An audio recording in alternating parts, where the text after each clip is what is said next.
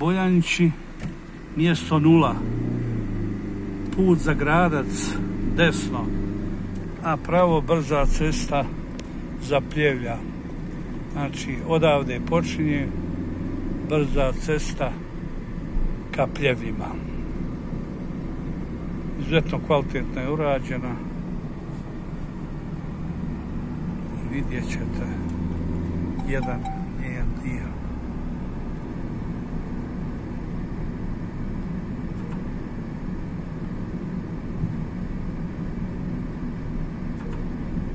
Postoji mogućnost da se nastavi prema Savinim vodama prelazu između Crne Gore i Bosne i Hercegovine, ali o tom potom.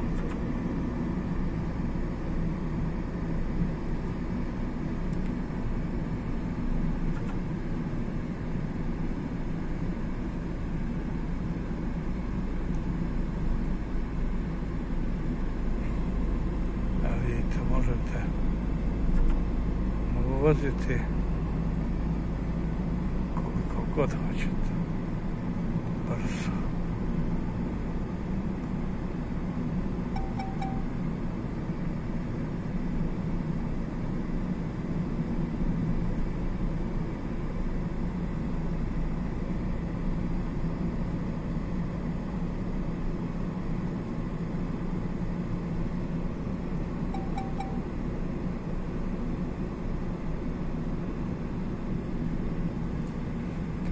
Ovi su borovi zasađeni 70-ih godina.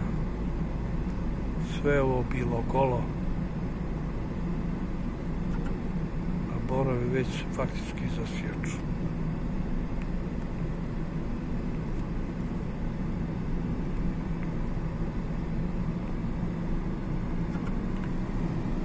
Lijevo mjesto Vis,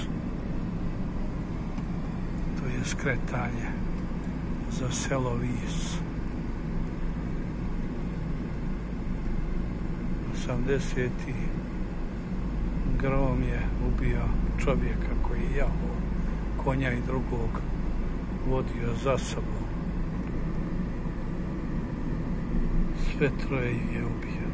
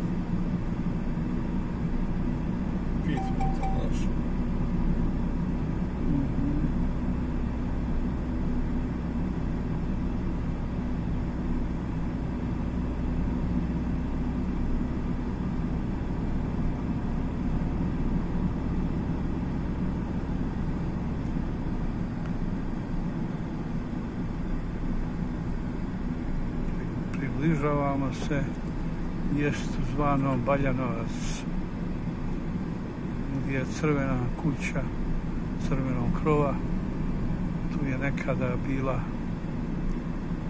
izuzetno posjećena kafana. Tu su putnici, šoferi odmarali. Sada više to ne radi.